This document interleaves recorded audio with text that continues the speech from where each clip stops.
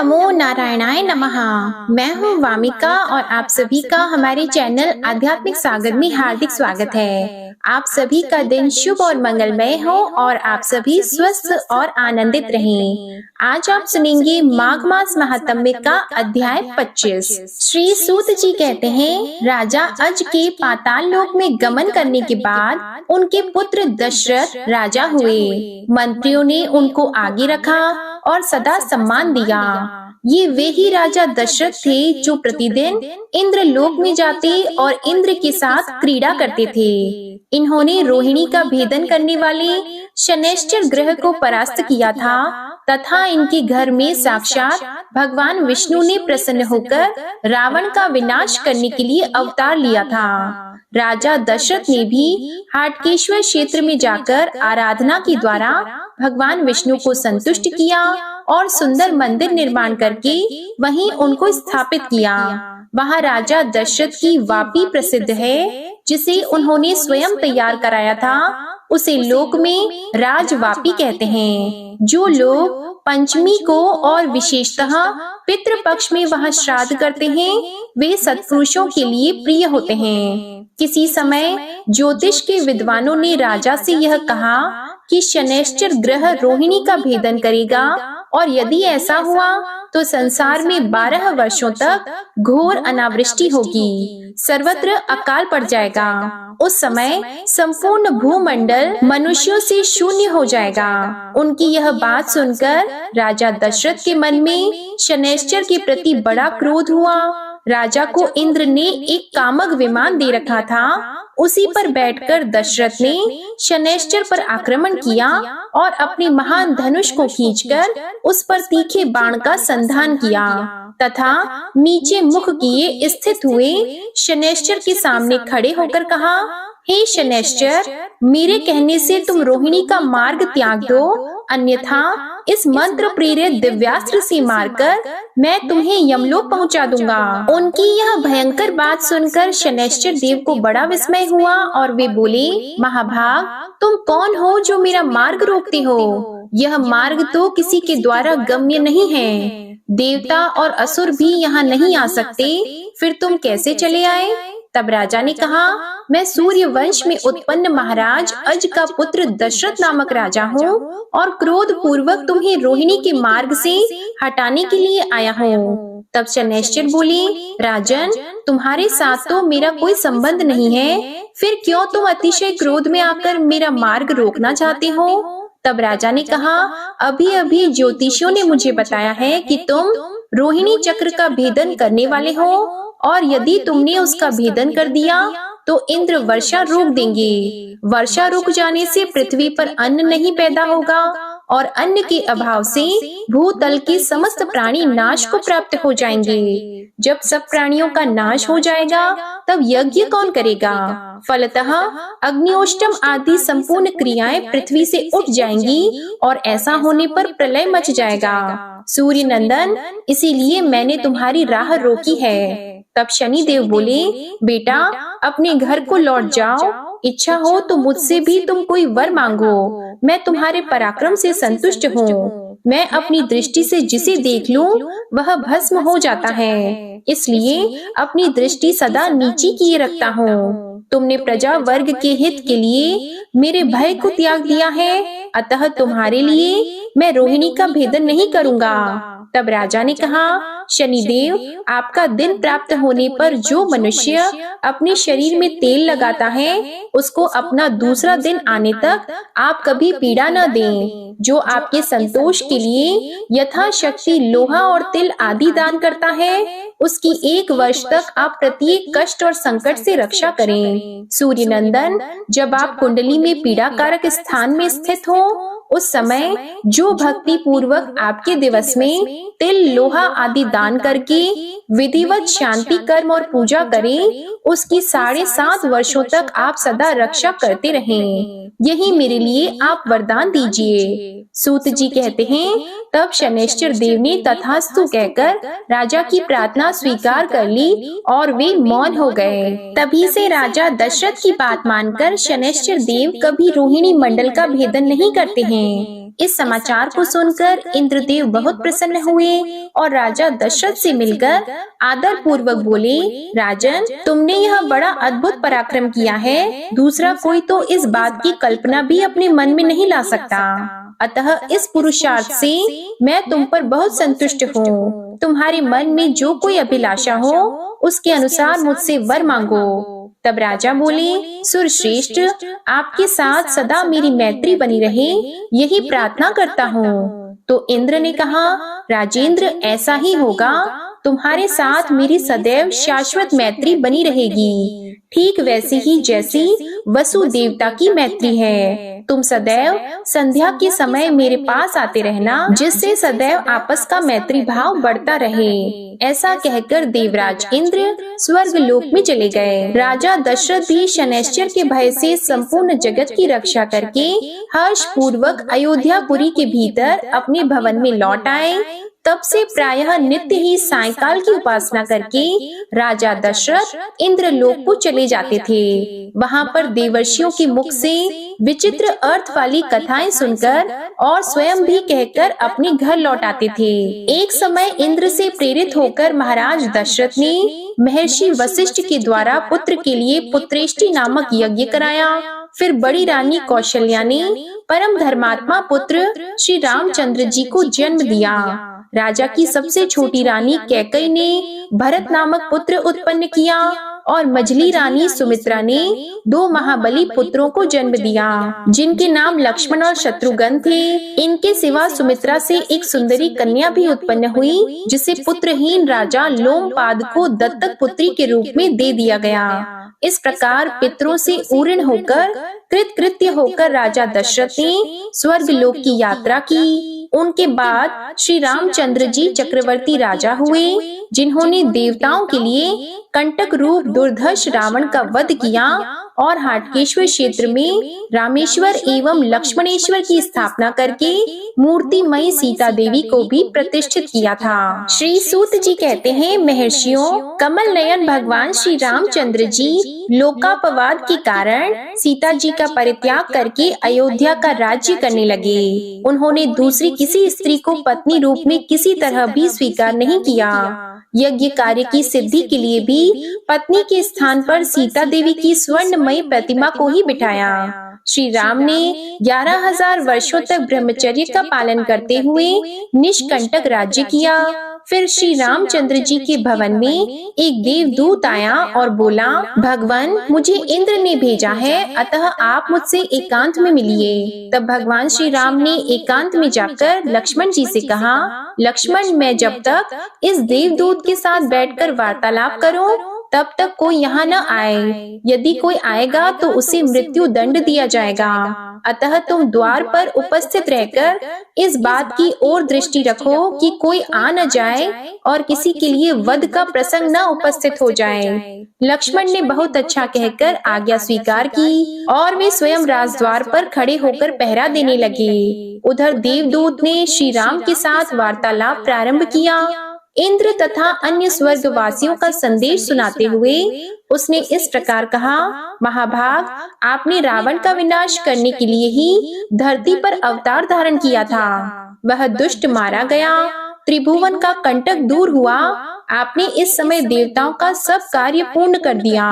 अब यदि आपकी रुचि हो तो मृत्यु लोक त्याग कर दिव्य लोक में पधारिए। इसी समय मुनि श्रेष्ठ दुर्वासा वहां आए और लक्ष्मण जी से पूछने लगे, श्री रघुनाथ जी कहाँ हैं? तो लक्ष्मण बोले, विप्रवर, मुझ पर दया करके थोड़ी देर यहाँ ठहर जाइए। महाराज किसी देव कार्य से एकांत में बातचीत में लगे हुए हैं। दुर्वासा बोले, यदि अभी मुझे राजा श्री रामचंद्र जी दर्शन नहीं देंगे तो मैं समस्त रघुकुल को शाप देकर भस्म कर डालूंगा। यह सुनकर लक्ष्मण जी ने मन ही मन दुखी होकर कुछ विचार किया और स्वयं श्री रामचंद्र जी के समीप जाकर हाथ जोड़कर साष्टांग प्रणाम करके कहा, देव, मुनि श्रेष्ठ दुर्वासा दर्शन के लिए राजद्वार पर खड़े हैं, उनके लिए क्या आज्ञा है? लक्ष्मण जी का वचन सुनकर श्री रामचंद्र जी ने देवदूत से कहा, तुम देवराज के पास जाकर यह कह देना कि मैं 1 वर्ष के अंदर ही आपके समीप आ जाऊंगा।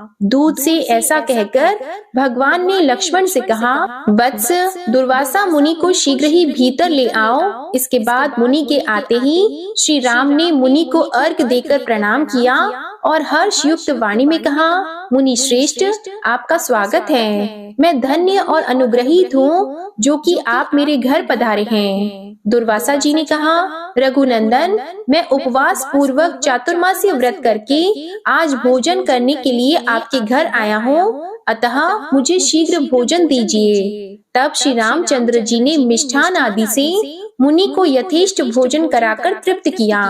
इस प्रकार भोजन करके आशीर्वाद देकर दुर्वासा मुनि चले गए। तब लक्ष्मण ने भगवान श्री राम से कहा, प्रभु, अब मुझे मृत्यु दंड मिलना चाहिए। यह सुनकर श्री रामचंद्र जी अपनी प्रतिज्ञा का स्मरण करके दुखी हो गए। तब लक्ष्मण ने कहा, प्रभु, अपने वचन को बिना किसी हिचक के सत्य कर दिखाना यही राजाओं का परम धर्म है। लक्ष्मण की बात सुनकर श्री राम के नेत्रों में आंसू भर आए। उन्होंने धर्म शास्त्र के जानने वाले मंत्रियों से बहुत देर तक सलाह ली और अंत में लक्ष्मण जी से कहा, सुमित्रा नंदन, आज मैंने तुम्हें त्याग दिया, तुम शीघ्र दूसरे देश को चले जाओ।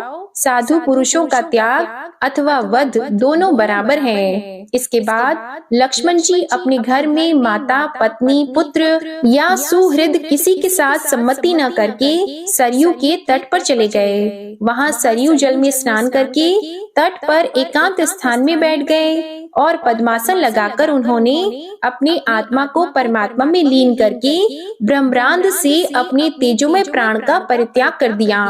श्री रामचंद्र जी ने जब यह समाचार सुना तब वे अत्यंत दुखी होकर विलाप करने लगे।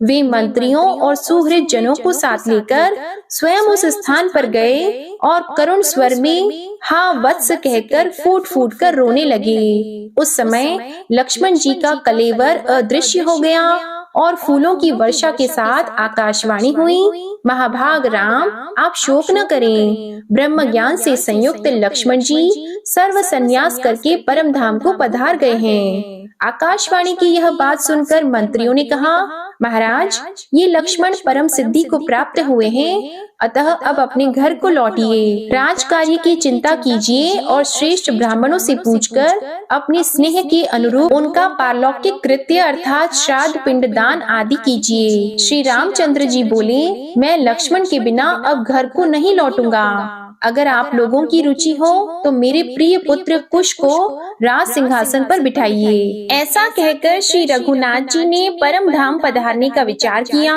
उस समय उन्हें अपने मित्र विभीषण का स्मरण हो आया। वे सोचने लगे, मैंने विभीषण को जब तक सूर्य और चंद्रमा की सत्ता रहेगी तब तक के लिए लंका का अक्षय राज्य दिया है, परंतु इस पृथ्वी पर पुनः वरदान से पुष्ट हुए अतिशय क्रूर राक्षसों का संयोग हो सकता है। अतः मैं विभीषण के समीप जाकर उसे शिक्षा दूंगा जिससे वे देवताओं से द्वेष न करें। इसी प्रकार महाभाग सुग्रीव नामक वानर भी मेरे परम मित्र हैं। जाम्बवान, बालीपुत्र अंगद, पवन सुत हनुमान, कुमुद तथा तार आदि अन्य वानर भी मेरे परम सुहृद हैं। इन सब लोगों से बातचीत करके विदा लेकर मैं परम धाम को जाऊंगा।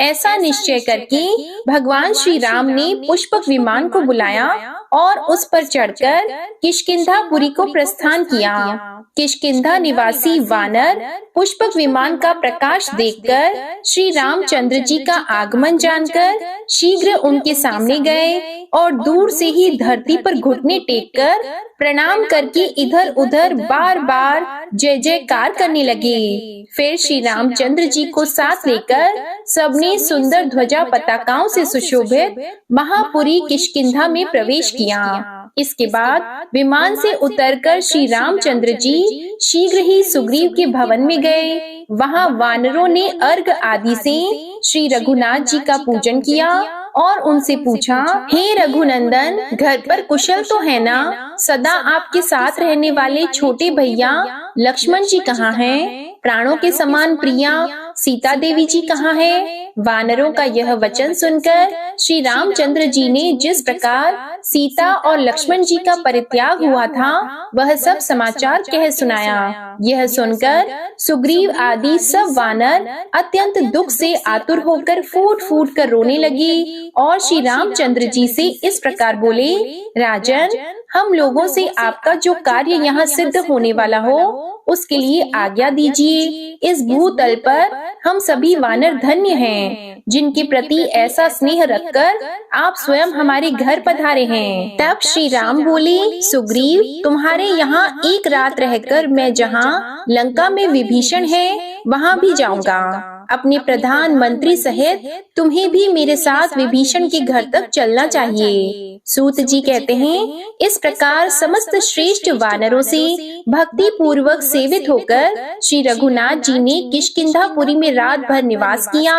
फिर प्रातः काल सूर्योदय होने पर आवश्यक कृत्यों से निवृत्त होकर रघुनाथ जी पुष्पक विमान को बुलाकर 10 वानरों के साथ उस पर आरूढ़ हुए। उन 10 वानरों के नाम हैं सुग्रीव, सुषेण, तार, कुमुद, अंगद, कुंदु, हनुमान, गवाक्ष, नल तथा जाम्बान। फिर उस उत्तम विमान के द्वारा वे लंकापुरी की ओर प्रस्थित हुए और जहाँ पहले राक्षसों से युद्ध हुआ था उन प्रदेशों को दिखाते हुए तत्काल ही महापुरी लंका में जा पहुँचे। पुष्पक का प्रकाश देखते ही विभीषण जी को यह ज्ञात हो गया कि श्री रामचंद्र जी पधारे हैं। अतः वे प्रसन्नता पूर्वक अपने मंत्रियों, सेवकों और पुत्रों के साथ उनके सामने आए और दूर से ही जय जयकार करते हुए उन्होंने धरती पर लेटकर साष्टांग प्रणाम किया। विमान से उतरकर श्री रघुनाथ जी ने विभीषण को आदर पूर्वक हृदय से लगाया और उन्हीं के साथ लंकापुरी में प्रवेश किया।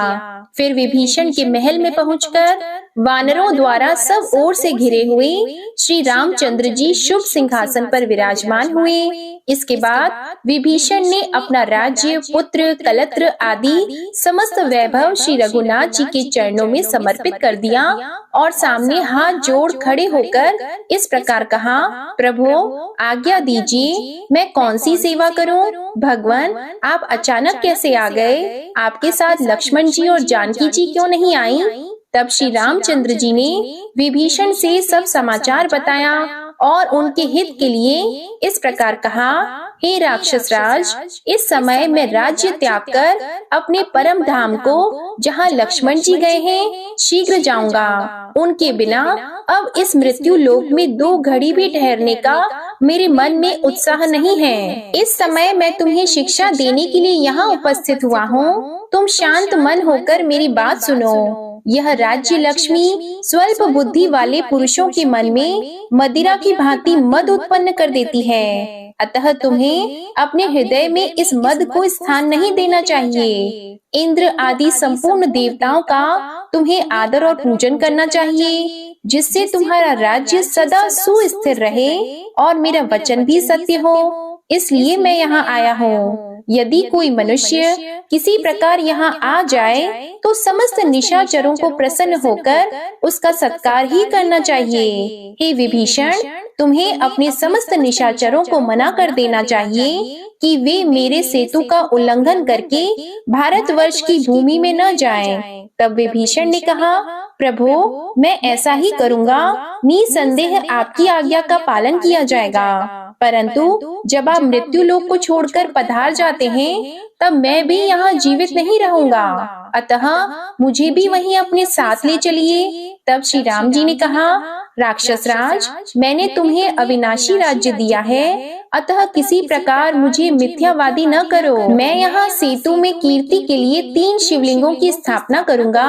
उन तीनों की तुम्हें सदैव पूजा करनी चाहिए। विभीषण से इस प्रकार कहकर वानरों सहित श्री राम 10 रात्रि पर्यंत वहीं लंका में रहे।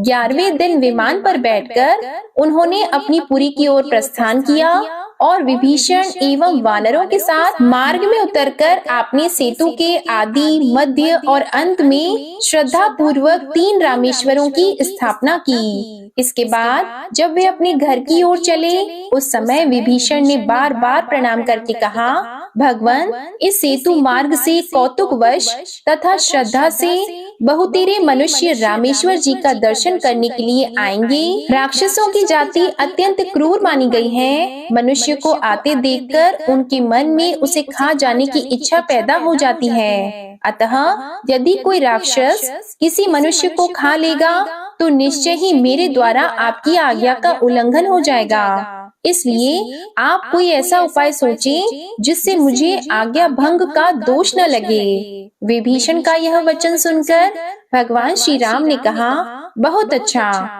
इसके बाद उन्होंने अपना धनुष चढ़ाया और अपने तीखे बाणों से सेतु के 10 योजन विस्तृत मध्य भाग को खंडित कर दिया। इस प्रकार सेतु मार्ग से लंका में जाना असंभव करके उन्होंने वानरों और राक्षसों के साथ अयोध्यापुरी को प्रस्थान किया। इस प्रकार अपने नगर को प्रस्थान करते समय मार्ग में आकाश के पथ से जाता हुआ पुष्पक विमान सहसा अचल हो गया।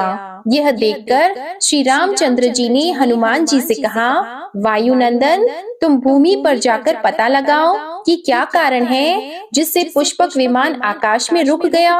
हनुमान जी बहुत अच्छा कहकर शीघ्र ही धरती पर उतरे और पुनः लौटकर भगवान को प्रणाम करके बोले, भगवान, यहाँ नीचे परम कल्याणमयी हाटकेश्वर क्षेत्र है। वहाँ संसार की सृष्टि करने वाले साक्षात ब्रह्मा जी विराजमान है। यही कारण है कि पुष्पक विमान उन्हें लांघकर आगे नहीं बढ़ता है। हनुमान जी की यह बात सुनकर श्री रघुनाथ जी ने विमान को उस क्षेत्र में उतरने की आज्ञा दी। इसके बाद वे स्वयं विमान से उतरे और समस्त वानरों तथा राक्षसों के साथ उस क्षेत्र में सब ओर घूम घूम कर तीर्थों का दर्शन करने लगे। वहाँ पर उन्होंने अपने पितामह राजा अज के द्वारा स्थापित की हुई चामुंडा देवी के दर्शन किए और समस्त कामनाओं को पूर्ण करने वाले कुंड में स्नान करके अपने पिता राजा दशरथ द्वारा स्थापित अपने स्वरूप भूत 4 भुजाधारी श्री विष्णु भगवान का दर्शन किया। वहाँ राजवापी में स्नान करके शुद्ध होकर देवताओं और पितरों का तर्पण करके उन्होंने मन ही मन यह विचार किया कि इस परम पुण्यदायक क्षेत्र में मैं भी शिवलिंग की स्थापना करूं, जैसे कि पिताजी ने श्री विष्णु भगवान की स्थापना की है। इसके सिवा मेरे प्रिय भाई लक्ष्मण दिव्य लोक में चले गए हैं, अतः उनके नाम से भी एक शिवलिंग की स्थापना करूं। साथ ही अपनी सीता देवी की तथा लक्ष्मण की भी प्रस्तरमयी प्रतिमा इस पवित्र क्षेत्र में स्थापित करूं। ऐसा विचार करके श्री रामचंद्र जी ने 5 मंदिर बनवाए और उन सब में पूर्वोक्त विग्रहों को स्थापित किया। इसके बाद सब वानरों तथा राक्षसों ने भी अपने अपने नाम से अलग अलग शिवलिंगों को स्थापित किया। उसके बाद श्रेष्ठ पुष्पक विमान पर बैठकर सब के सब अयोध्यापुरी को गए। श्री सूत जी कहते हैं, हे महर्षियों, श्री रामचंद्र जी ने जिस प्रकार उस कल्याणमय तीर्थ में रामेश्वर और लक्ष्मणेश्वर आदि की स्थापना की, वह सब प्रसंग मैंने आप लोगों से कह सुनाया। जो प्रातः काल उठकर रामेश्वर और लक्ष्मणेश्वर का दर्शन करता है, वह इस तीर्थ में संपूर्ण रामायण के श्रवण से होने वाले फल को पाता है। जो अष्टमी और चतुर्दशी को रामेश्वर जी के आगे रामचरित का पाठ करता है, वह अश्वमेध यज्ञ का संपूर्ण फल प्राप्त कर लेता है। आज का अध्याय यहीं समाप्त हुआ। इसके आगे का वर्णन आप अगले अध्याय में सुनेंगे। अब सुनिए श्रीमद् भागवत महापुराण कथा के आगे का अध्याय। श्री सुखदेव जी कहते हैं, परीक्षित, तदंतर देवर्षि नारद ने मृत राजकुमार की जीवात्मा को शोकाकुल स्वजनों के सामने प्रत्यक्ष बुलाकर कहा। देवर्षि नारद ने कहा, जीवात्मन, तुम्हारा कल्याण हो। देखो, तुम्हारे माता पिता सुहृद संबंधी तुम्हारे वियोग से अत्यंत शोकाकुल हो रहे हैं, इसलिए तुम अपने शरीर में आ जाओ और शेष आयु अपने सगे संबंधियों के साथ ही रहकर व्यतीत करो। अपने पिता के दिए हुए भोगों को भोगो और राज सिंहासन पर बैठो। जीव आत्मा ने कहा, देवर्षि जी, मैं अपने कर्मों के अनुसार देवता, मनुष्य, पशु पक्षी आदि योनियों में न जाने कितने जन्मों से भटक रहा हूँ। उनमें से ये लोग किस जन्म में मेरे माता पिता हुए, विभिन्न जन्मों में सभी एक दूसरे के भाई बंधु, नाती गोती, शत्रु मित्र, मध्यस्थ, उदासीन और द्वेषी होते रहते हैं। जैसे सुवर्ण आदि क्रय विक्रय की वस्तुएं एक व्यापारी से दूसरे के पास जाती आती रहती हैं, वैसे ही जीव भी भिन्न भिन्न योनियों में उत्पन्न होता रहता है। इस प्रकार विचार करने से पता लगता है कि मनुष्यों की अपेक्षा अधिक दिन ठहरने वाली सुवर्ण आदि पदार्थों का संबंध भी मनुष्यों के साथ स्थायी नहीं, क्षणिक ही होता है, और जब तक जिसका जिस वस्तु से संबंध रहता है तभी तक उसकी उस वस्तु से ममता भी रहती है। जीव नित्य और अहंकार रहित है। वह गर्भ में आकर जब तक जिस शरीर में रहता है तभी तक उस शरीर को अपना समझता है। यह जीव नित्य, अविनाशी, सूक्ष्म, सबका आश्रय और स्वयं प्रकाश है। इसमें स्वरूपतः जन्म मृत्यु आदि कुछ भी नहीं है। फिर भी यह ईश्वर रूप होने के कारण अपनी माया के गुणों से ही अपने आप को विश्व के रूप में प्रकट कर देता है। इसका न तो कोई अत्यंत प्रिय है और न अप्रिय, न अपना है न पराया, क्योंकि गुण दोष करने वाले मित्र शत्रु आदि की भिन्न भिन्न बुद्धि वृत्तियों का यह अकेला ही साक्षी है। वास्तव में यह अद्वितीय है। यह आत्मा कार्य कारण का साक्षी और स्वतंत्र है। इसलिए यह शरीर आदि के गुण दोष अथवा कर्म फल को ग्रहण नहीं करता, सदा उदासीन भाव से स्थित रहता है। श्री शुकदेव जी कहते हैं, वह जीवात्मा इस प्रकार कहकर चला गया। उसके सगे संबंधी उसकी बात सुनकर अत्यंत विस्मित हुए। उनका स्नेह बंधन कट गया और उसके मरने का शोक भी जाता रहा। इसके बाद जाति वालों ने बालक की मृत देह को ले जाकर तत्काल उचित संस्कार और और्ध्वदेह क्रियाएं पूर्ण की और उस दुस्त्यज स्नेह को छोड़ दिया, जिसके कारण शोक, मोह, भय और दुख की प्राप्ति होती है। हे परीक्षित, जिन रानियों ने बच्चे को विष दिया था वे बाल हत्या के कारण श्रीहीन हो गई थीं और लज्जा के मारे आंख तक नहीं उठा सकती थी। उन्होंने अंगिरा ऋषि के उपदेश को याद करके मात्सर्यहीन होकर यमुना जी के तट पर ब्राह्मणों के आदेश अनुसार बाल हत्या का प्रायश्चित किया। हे परीक्षित, इस प्रकार अंगिरा और नारद जी के उपदेश से विवेक बुद्धि जागृत हो जाने के कारण राजा चित्रकेतु घर गृहस्थी के अंधेरे कुएं से उसी प्रकार बाहर निकल पड़े जैसे कोई हाथी तालाब के कीचड़ से निकल आए। उन्होंने यमुना जी में विधि पूर्वक स्नान करके तर्पण आदि धार्मिक क्रियाएं की। फिर संयतेंद्रिय और मौन होकर उन्होंने देवर्षि नारद और महर्षि अंगिरा के चरणों की वंदना की। भगवान नारद ने देखा कि चित्रकेतु जितेंद्रिय, भगवत भक्त और शरणागत हैं, अतः उन्होंने बहुत प्रसन्न होकर उन्हें इस विद्या का उपदेश किया। देवर्षि नारद ने यह उपदेश किया, ओमकार स्वरूप भगवान, आप वासुदेव, प्रद्युम्न, अनिरुद्ध और संकर्षण के रूप में चित्त, बुद्धि, मन और अहंकार के अधिष्ठाता हैं। मैं आपके इस चतुर्विह रूप का बार बार नमस्कार पूर्वक ध्यान करता हूँ। आप विशुद्ध विज्ञान स्वरूप हैं। आपकी मूर्ति परमानंदमयी है। आप अपने स्वरूप भूत आनंद में ही मग्न और परम शांत हैं। द्वैत दृष्टि आपको छू तक नहीं सकती। मैं आपको नमस्कार करता हूँ। अपने स्वरूप भूत आनंद की अनुभूति से ही आपने माया जनित राग द्वेष आदि दोषों का तिरस्कार कर रखा है। मैं आपको नमस्कार करता हूँ। आप सबकी समस्त इंद्रियों के प्रेरक, परम महान और विराट स्वरूप हैं। मैं आपको नमस्कार करता हूँ। मन सहित वाणी आप तक न पहुंचकर बीच से ही लौट आती है। उसके उपरत हो जाने पर जो अद्वितीय नाम रूप रहित चेतन मात्र और कार्य कारण से परे की वस्तु रह जाती है, वह हमारी रक्षा करे। श्री शुकदेव जी कहते हैं, हे परीक्षित, देवर्षि नारद अपने शरणागत भक्त चित्रकेतु को इस विद्या का उपदेश करके महर्षि अंगिरा के साथ ब्रह्मलोक को चले गए। राजा चित्रकेतु ने देवर्षि नारद के द्वारा उपदिष्ट विद्या का उनके आज्ञा अनुसार 7 दिन तक केवल जल पीकर बड़ी एकाग्रता के साथ अनुष्ठान किया। तदंतर उस विद्या के अनुष्ठान से 7 रात के पश्चात राजा चित्रकेतु को विद्याधरों का अखंड आधिपत्य प्राप्त हुआ। इसके बाद कुछ ही दिनों में इस विद्या के प्रभाव से उनका मन और भी शुद्ध हो गया। अब वे देवादिदेव भगवान शेष जी के चरणों के समीप पहुंच गए।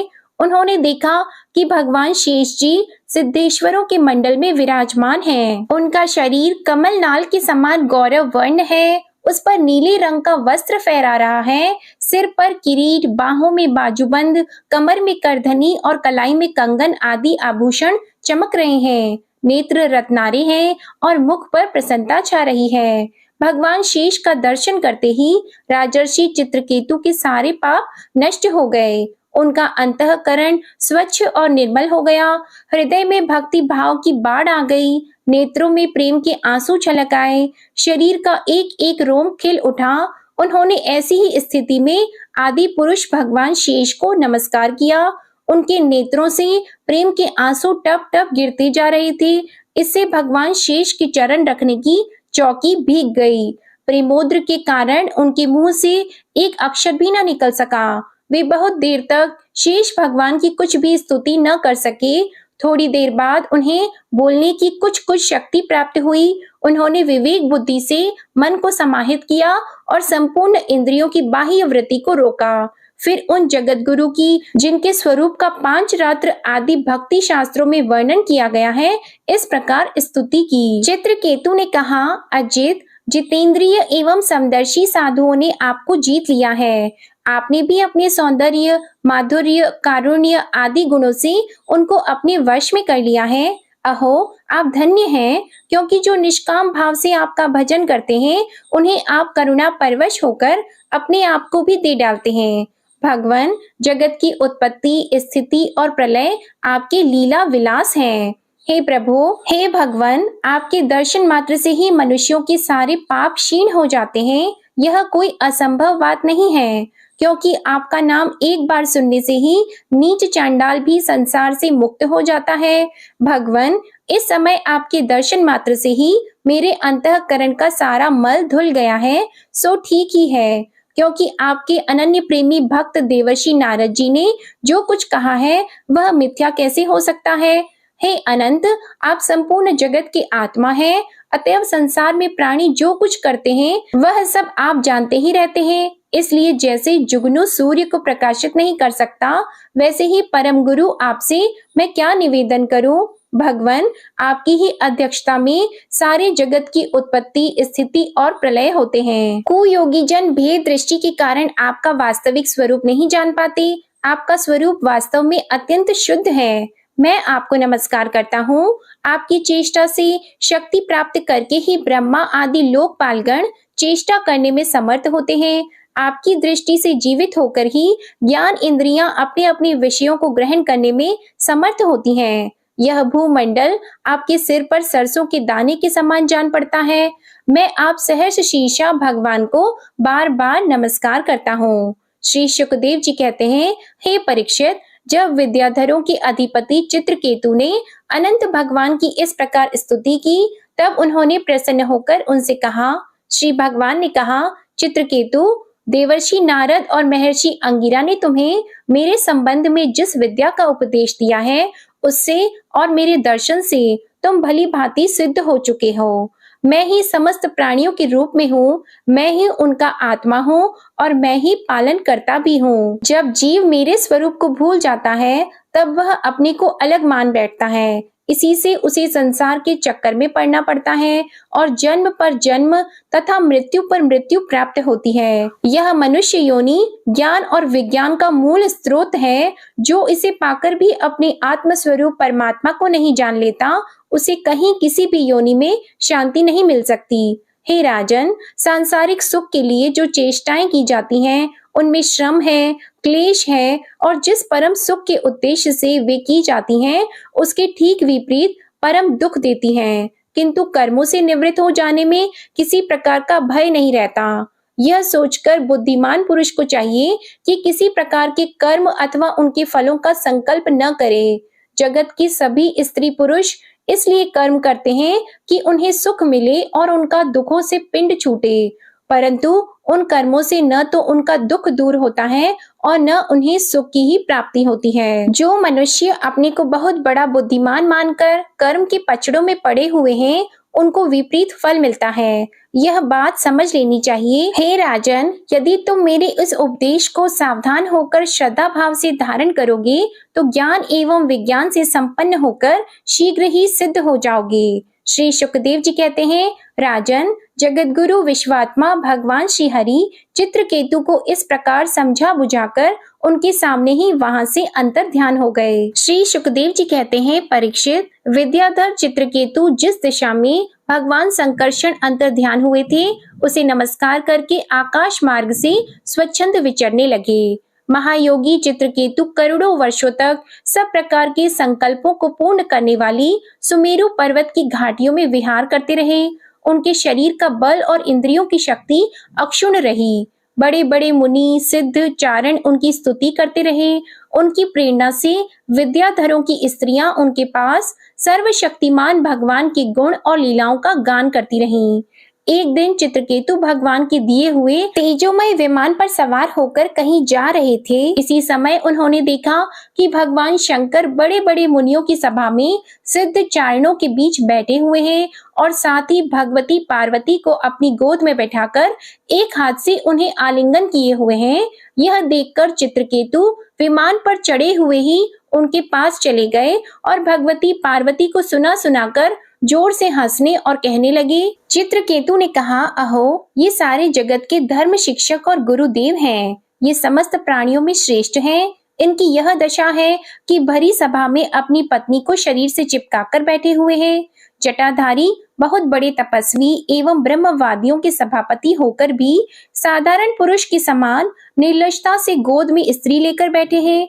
प्राय साधारण पुरुष भी एकांत में ही स्त्रियों के साथ उठते बैठते हैं, परंतु ये इतने बड़े व्रतधारी होकर भी उसे भरी सभा में लिए बैठे हैं। श्री सुखदेव जी कहते हैं, परीक्षित, भगवान शंकर की बुद्धि अगाध है। चित्रकेतु का यह कटाक्ष सुनकर वे हंसने लगे, कुछ भी नहीं बोले। उस सभा में बैठे हुए उनके अनुयायी सदस्य भी चुप रहे। चित्रकेतु को भगवान शंकर का प्रभाव नहीं मालूम था, इसी से वे उनके लिए बहुत कुछ बुरा भला कह गए। उन्हें इस बात का घमंड हो गया था कि मैं जितेंद्रिय हूँ। पार्वती जी ने उनकी यह धृष्टता देखकर क्रोध से कहा। पार्वती जी बोली, अहो, हम जैसे दुष्ट और निर्लजों का दंड के बल पर शासन एवं तिरस्कार करने वाला प्रभु इस संसार में यही है क्या? जान पड़ता है कि ब्रह्मा जी, भृगु, नारद आदि उनके पुत्र, सनकादि महर्षि, कपिल देव और मनु आदि बड़े बड़े महापुरुष धर्म का रहस्य नहीं जानते। तभी तो वे धर्म मर्यादा का उल्लंघन करने वाले भगवान शिव को इस काम से नहीं रोकते। ब्रह्म आदि समस्त महापुरुष जिनके चरण कमलों का ध्यान करते रहते हैं, उन्हीं मंगलों को मंगल बनाने वाले साक्षात जगतगुरु भगवान का और उनकी अनुयायी महात्माओं का इस अधम क्षत्रिय ने तिरस्कार किया है और शासन करने की चेष्टा की है। इसलिए यह ढीठ सर्वथा दंड का ही पात्र है। इसे अपने बड़प्पन का घमंड है। यह मूर्ख भगवान श्री हरि के उन चरण कमलों में रहने योग्य नहीं है जिनकी उपासना बड़े बड़े सत्पुरुष किया करते हैं। चित्रकेतु को संबोधन कर देवी ने कहा, हे दुर्मते, तुम पापमय असुर योनि में जाओ। ऐसा होने से बेटा तुम फिर कभी किसी महापुरुष का अपराध नहीं कर सकोगे। श्री सुखदेव जी कहते हैं, परीक्षित, जब पार्वती जी ने इस प्रकार चित्रकेतु को शाप दिया तब वे विमान से उतर पड़े और सिर झुकाकर उन्हें प्रसन्न करने लगे। चित्रकेतु ने कहा, माता पार्वती जी, मैं बड़ी प्रसन्नता से अपने दोनों हाथ जोड़कर आपका शाप स्वीकार करता हूँ, क्योंकि देवता लोग मनुष्यों के लिए जो कुछ कह देते हैं वह उनके प्रारब्ध अनुसार मिलने वाले फल की पूर्व सूचना मात्र होती है। देवी, यह जीव अज्ञान से मोहित हो रहा है और इसी कारण इस संसार चक्र में भटकता रहता है तथा सदा सर्वदा सर्वत्र सुख और दुख भोगता रहता है। माता जी, सुख और दुख को देने वाला न तो अपना आत्मा है और न कोई दूसरा, क्योंकि जो अज्ञानी है वे ही अपने को अथवा दूसरे को सुख दुख का कर्ता माना करते हैं। पति प्राणा देवी, मैं शाप से मुक्त होने के लिए आपको प्रसन्न नहीं कर रहा हूँ। मैं तो यह चाहता हूँ कि आपको मेरी जो बात अनुचित प्रतीत हुई हो उसके लिए आप मुझे क्षमा करें। श्री सुखदेव जी कहते हैं, परीक्षित, विद्याधर चित्रकेतु भगवान शंकर और माता पार्वती जी को इस प्रकार प्रसन्न करके उनके सामने ही विमान पर सवार होकर वहां से चले गए। इससे उन लोगों को बड़ा विस्मय हुआ। तब भगवान शंकर ने देवता, ऋषि, दैत्य, सिद्ध और पार्षदों के सामने ही भगवती पार्वती जी से यह बात कही। भगवान शंकर ने कहा, सुंदरी दिव्य लीला विहारी भगवान के निस्पृह और उदार हृदय दासानुदासों की महिमा तुमने अपनी आंखों देख ली। जो लोग भगवान के शरणागत होते हैं वे किसी से भी नहीं डरते, क्योंकि उन्हें स्वर्ग, मोक्ष और नरकों में भी एक ही वस्तु के केवल भगवान के ही समान भाव से दर्शन होते हैं। जीवों को भगवान की लीला से ही देह का संयोग होने के कारण सुख दुख, जन्म मरण और शाप अनुग्रह आदि द्वंद्व प्राप्त होते हैं। जैसे स्वप्न में भेद भ्रम से सुख दुख आदि की प्रतीति होती है और जागृत अवस्था में भ्रमवश माला में ही सर्प बुद्धि हो जाती है, वैसे ही मनुष्य अज्ञानवश आत्मा में देवता, मनुष्य आदि का भेद तथा गुण दोष आदि की कल्पना कर लेता है। मैं, ब्रह्मा जी, सनकादि, नारद, ब्रह्मा जी के पुत्र भृगु आदि मुनि और बड़े बड़े देवता कोई भी भगवान की लीला का रहस्य नहीं जान पाते। ऐसी अवस्था में जो उनके नन्हे से नन्हे अंश हैं और अपने को उनसे अलग ईश्वर मान बैठे हैं, वे उनके स्वरूप को जान ही कैसे सकते हैं। भगवान को न कोई प्रिय है और न अप्रिय, उनका न कोई अपना है और न पराया। वे सभी प्राणियों की आत्मा है, इसलिए सभी प्राणियों की प्रियतम है। प्रिय, ये परम भाग्यवान चित्रकेतु उन्हीं का प्रिय अनुचर, शांत और समदर्शी है, और मैं भी भगवान श्री हरि का ही प्रिय हूँ। इसलिए तुम्हें भगवान के प्यारे भक्त, शांत, समदर्शी महात्मा पुरुषों के संबंध में किसी प्रकार का आश्चर्य नहीं करना चाहिए। श्री शुकदेव जी कहते हैं, परीक्षित, भगवान शंकर का यह भाषण सुनकर भगवती पार्वती की चित्त वृत्ति शांत हो गई और उनका विस्मय जाता रहा। भगवान के परम प्रेमी भक्त चित्रकेतु भी भगवती पार्वती को बदले में शाप दे सकते थे, परंतु उन्होंने उन्हें शाप न देकर उनका शाप सिर चढ़ा लिया। यही साधु पुरुष का लक्षण है। यही विद्याधर चित्रकेतु दानव योनि का आश्रय लेकर त्वष्टा के दक्षिणा अग्नि से पैदा हुए, वहीं इनका नाम वृतासुर हुआ, और वहां भी ये भगवत स्वरूप के ज्ञान एवं भक्ति से परिपूर्ण ही रहे। तुमने मुझसे पूछा था कि वृतासुर का दैत्य योनि में जन्म क्यों हुआ और उसे भगवान की ऐसी भक्ति कैसे प्राप्त हुई। उसका पूरा पूरा विवरण मैंने तुम्हें सुना दिया। महात्मा चित्रकेतु का यह पवित्र इतिहास केवल उनका ही नहीं, समस्त विष्णु भक्तों का महात्म्य है। जो इसे सुनता है वह समस्त बंधनों से मुक्त हो जाता है। जो पुरुष प्रातः काल उठकर मौन रहकर श्रद्धा के साथ भगवान का स्मरण करते हुए इस इतिहास का पाठ करता है, उसे परम गति की प्राप्ति होती है। जय श्री कृष्णा। आज की कथा यहीं समाप्त होती है। अगले अध्याय में आप सुनेंगे अदिति और दीति की संतानों की कथा और पुंसवन व्रत की विधि का वर्णन। कथा पसंद आई हो तो वीडियो को लाइक करके चैनल भी सब्सक्राइब कीजिएगा और कमेंट में राधे कृष्ण भगवान की जय जरूर लिखिएगा। इसी के साथ आज आप हमारे चैनल पर गुरुवार की व्रत कथा और गुप्त नवरात्रि के 9वें दिन की व्रत कथा भी जरूर सुनिएगा। जय श्री राधे कृष्णा।